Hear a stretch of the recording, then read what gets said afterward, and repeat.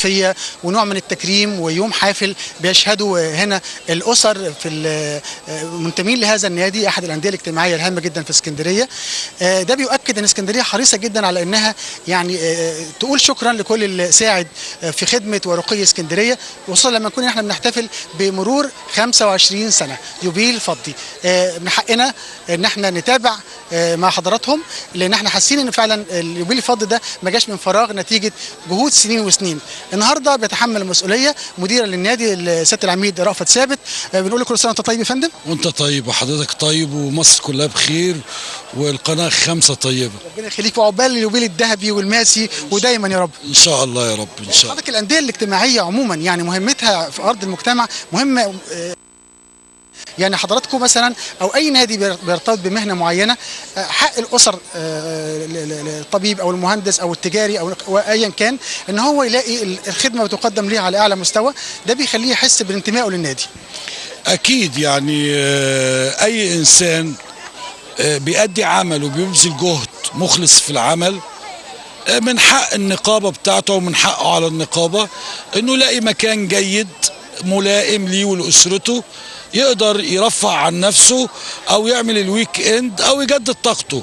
فاحنا هنا في النادي الحقيقه عندنا أنشطة متعددة رياضية واجتماعية وفنية وثقافية، بحيث ان احنا بننمي القدرات بتاعة الأطفال وبنخلق جيل جديد يخدم البلد. سيادة العميد، الكلام بتاع حضرتك ده مهم جدا، يعني العملية مش مجرد استراحة في آخر أسبوع وخلاص، لا ده أنت حضرتك واخد خط كشف عن المواهب في كل المجالات، سواء رياضي فني مثلا مسرح موسيقى، كل ده شعر، كل ده بتتبناه حضرتك.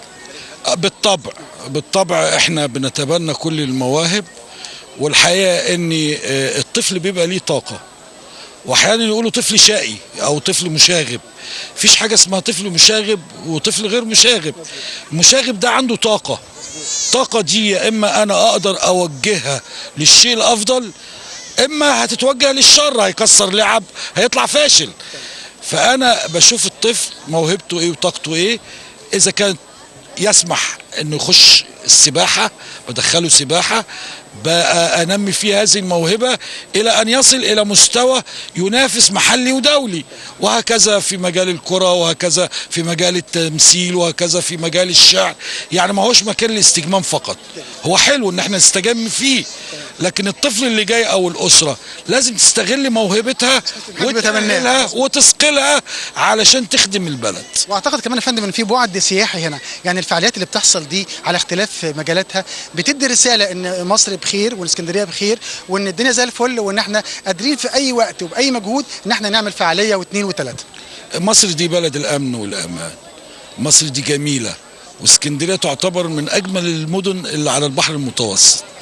واحنا اخدنا فتره اهملنا في السياحه لازم يبقى في نشاط جاد من كل الجهات لتنشيط السياحه، سواء داخلي او خارجي. لان اولا الانسان اللي هو بعد جهد كتير مضني لما يلاقي مكان يرفع عن نفسه، اول حاجه هيجدد طاقته، تاني حاجه مش هيقعد في اماكن مش كويسه، تالت حاجه اهو دخل بيجري وداخل في البلد وحركه تنعشها البلد اقتصاديا وهكذا. جميل. يعني بتمنى لسيادتك كل التوفيق، واعتقد ان حضراتكم النهارده كنتوا حريصين من خلال الايفنت ان انتوا تدوا شهادات تقدير وتكريمات لرموز المجتمع السكندري اللي ساهموا في انتعاش الحركه عموما. يعني. اكيد، وده حافز، وهو حافز ادبي قبل ما يكون كل مادي. والحقيقه انا بشكر كل من ساهم في هذا المشروع، وبشكر القناه 5 اللي شرفتنا ونورتنا. واجب علينا يا فندم. الله يخليك يا فندم، وده ما عهدناه فيكم، فبوجه شكري لكل من ساهم في هذا الحفل. شكرا يا فندم، وعقبال العيد المئوي ان شاء الله. الف شكر يا فندم، شكرا.